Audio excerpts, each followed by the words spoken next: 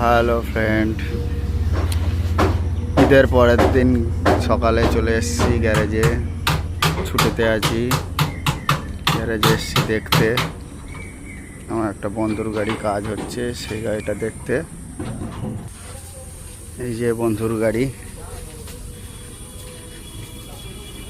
এ ভাই, কি কাজ হবে?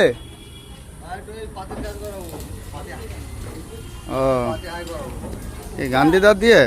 হ্যাঁ, গান্ধী আমাদের 1 নম্বর মিস্ত্রি না। ও তাই, এটা আমার বন্ধু শাহরুখ ভাই, এই গাড়িটা চালাই। ভাই, তুমি মাথা ঢুকিয়ে কি করছো গাড়ির মধ্যে?